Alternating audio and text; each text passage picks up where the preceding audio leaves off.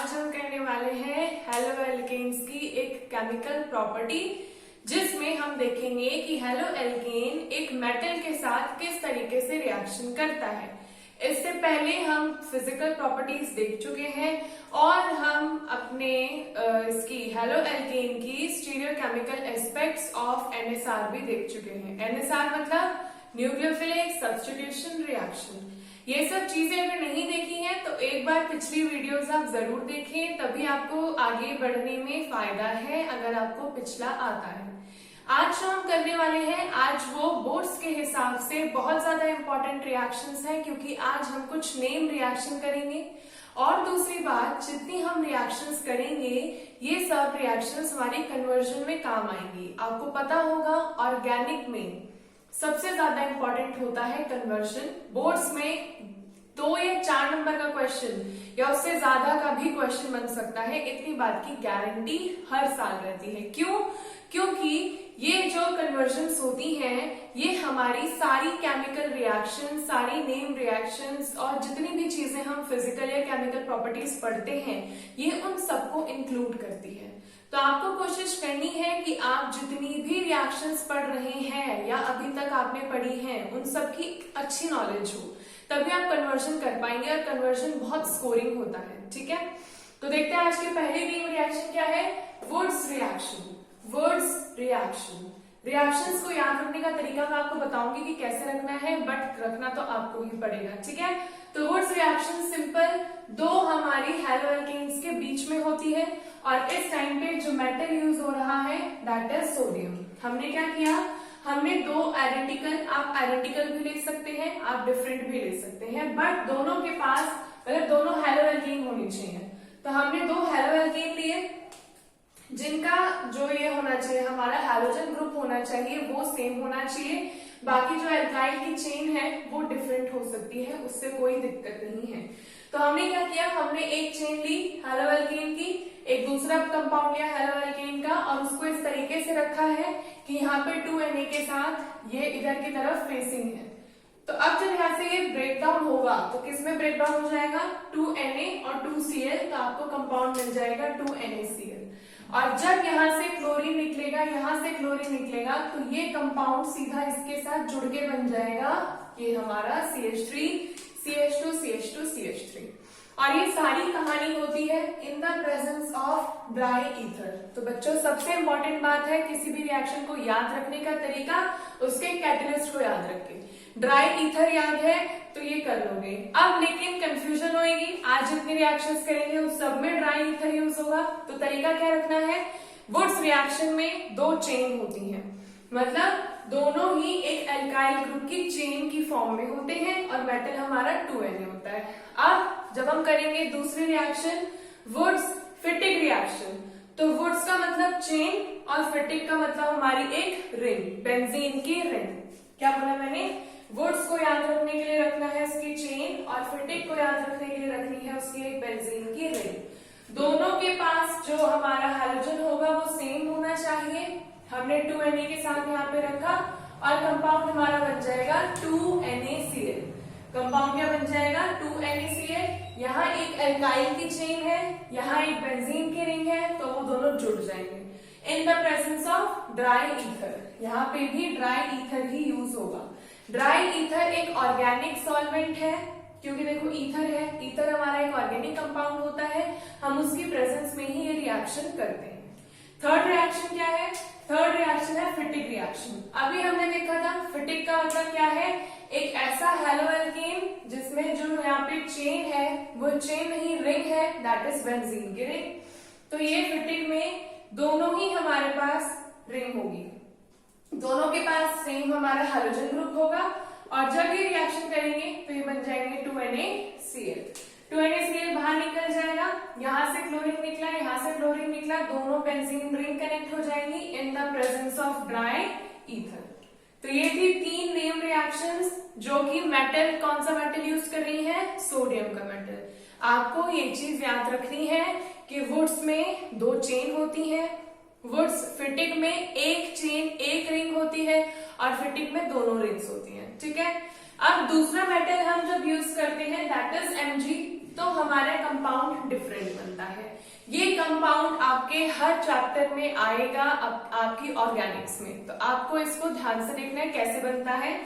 हमने एक halo alkane लिया है रिंग की फॉर्म में, उसकी रिएक्शन Mg के साथ करी, तो Mg क्या होता है, देखो यहाँ पे क्लोरीन नेगेटिव है और उसकी कंपैरिजन में ये पूरा कार्बन पॉजिटिव हो जाएगा, और Mg हमारा मेटल है तो ये हाईली पॉजिटिव होता है। तो ये क्या करता है, ये Cl के साथ रिएक्ट कर जाता है और बन जाता है CH3 CH2 MgCl।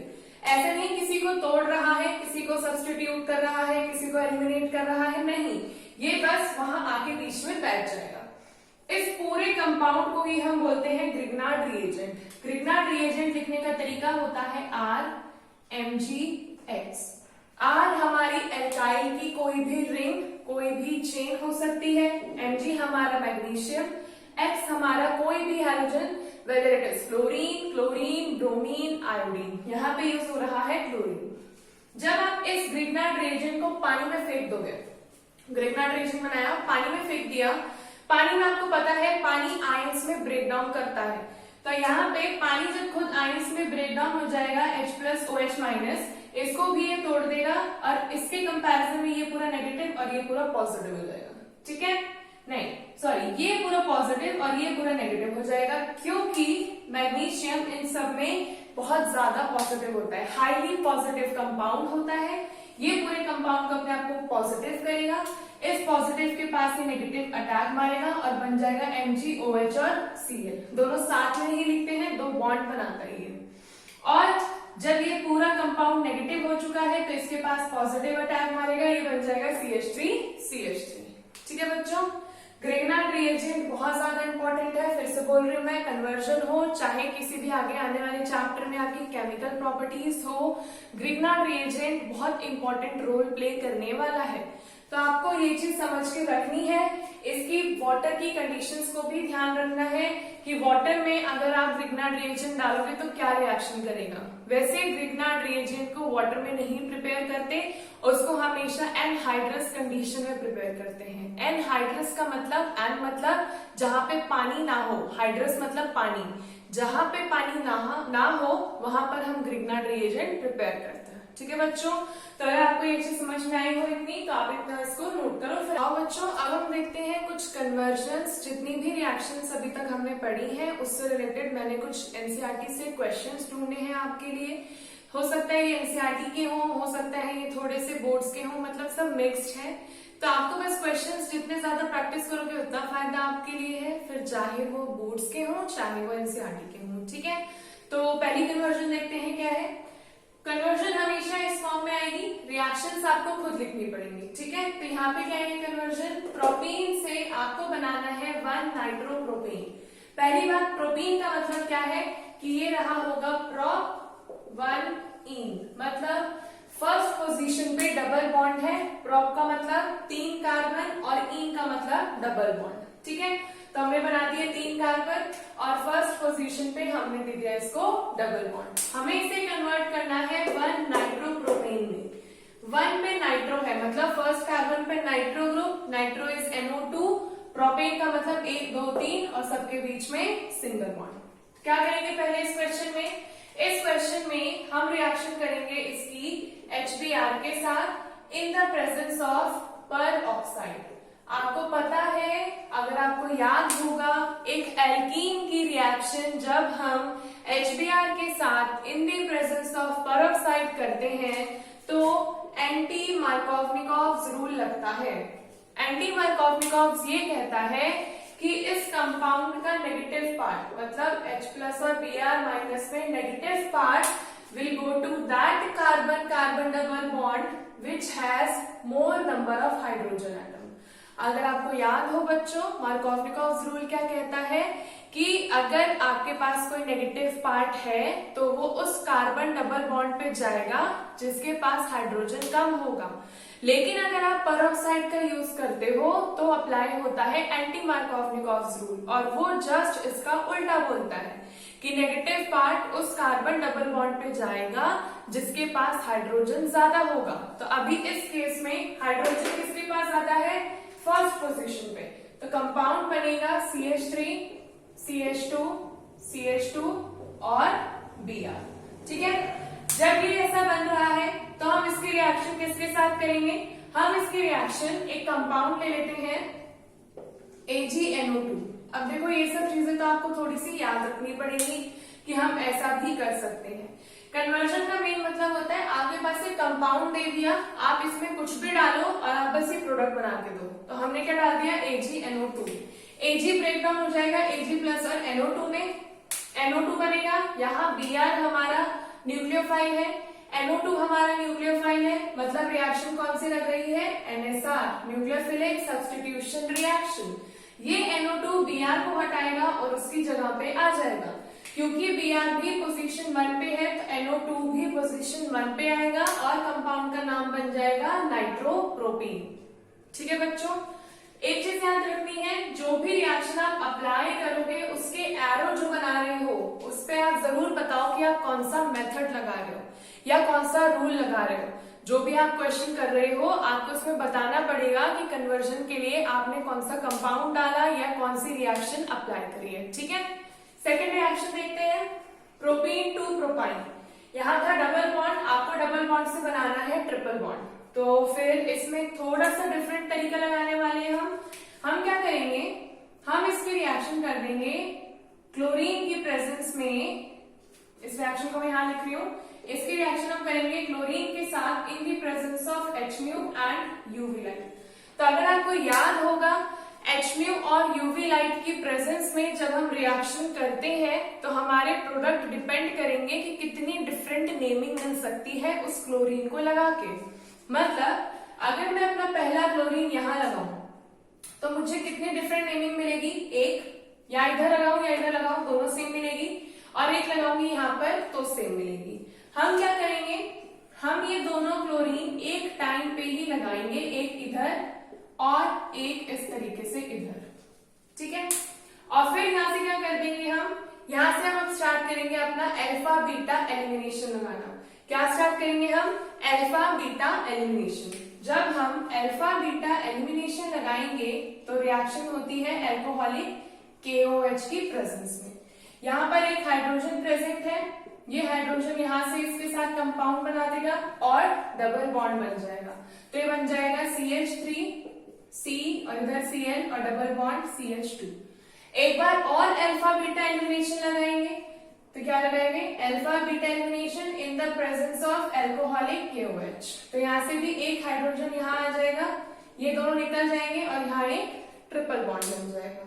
वैसे बनने के लिए देखा जाए दो HCl भी बन रहे हैं, बट ये हमारे बाई प्रोडक्ट्स हैं तो आपको इनको लिखने की जरूरत नहीं है।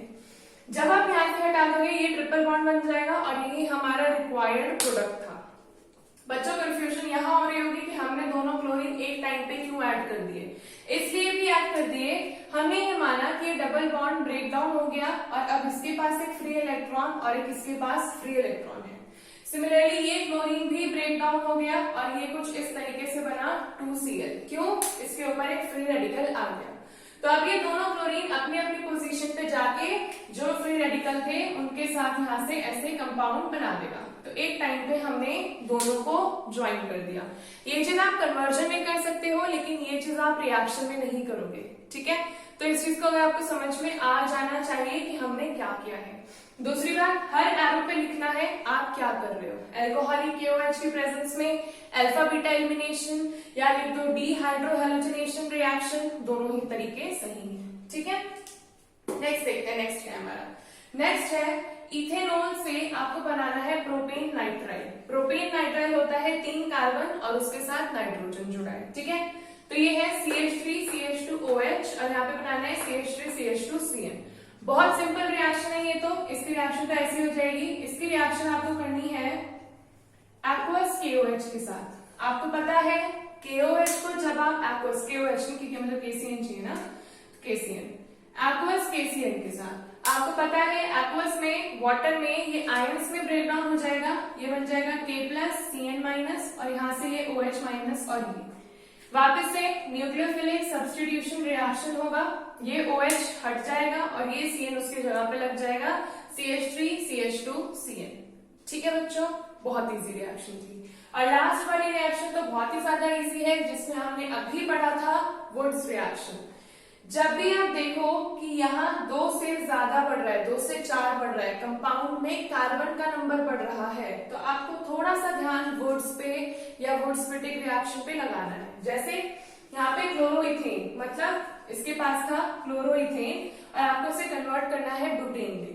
तो क्या देखा आपने कि 2 इथेन, इथेन मतलब 2 कार्बन, ब्यूटेन मतलब 4 कार्बन, मतलब 2 से 4 बन रहा है। तो 2 और आए हैं, कहां से आए हैं? तो हमने CH3 CH2Cl की रिएक्शन 2Na के साथ और इसी का एक और मॉलिक्यूल लेके कर दी। जब आप ऐसा करोगे तो यहाँ से 2NaCl निकल जाएगा और ये दोनों जुड़ के आपको ब्यूटेन देंगे। इस रिएक्शन का नाम है वुड्स रिएक्शन। अगर आपको याद हो, वुड्स रिएक्शन लर्न करने का तरीका मैंने बताया था, जिसमें 2 चेन होती हैं। दूसरी बात, ये किसकी प्रेजेंस में होती है? ड्राई ईथर की प्रेजेंस में। ये भी लिखना जरूरी है। जिस रिएक्शन में अगर आपका कैटलिस्ट प्रेजेंट होता है, आपको उसको लिखना जरूरी है। अगर वो कोई नेम रिएक्शन है तो आपको उसका नाम भी लिखना जरूरी है। नाम नहीं लिखोगे, कुछ भी गड़बड़ करोगे, आंसर गलत हो जाएगा। ठीक है, तो आई होप आपको आज के ये जितने भी कन्वर्जन्स थे ये समझ में आए होंगे। किस तरीके से हमने अप्लाई किया है, किस तरीके से लिखना है, ये सब चीजें भी समझ में आई होंगी। आपको नोट करना हो तो आप इसे जरूर नोट कर लें और अपनी एनसीईआरटी की बुक से एक बार पढ़ना स्टार्ट करें। ठीक है बच्चों, तो आज का ये लेक्चर बस यहीं पे एंड होता है। अगर आपको मेरी ये वीडियोस पसंद आती हैं तो मेरे चैनल को सब्सक्राइब करें और इस वीडियो को लाइक करें, अपने दोस्तों के साथ जरूर शेयर करें, ज्यादा से ज्यादा हो सके पढ़ाई करें अच्छे से और बस वीडियोस देखते रहें। So thank you for watching.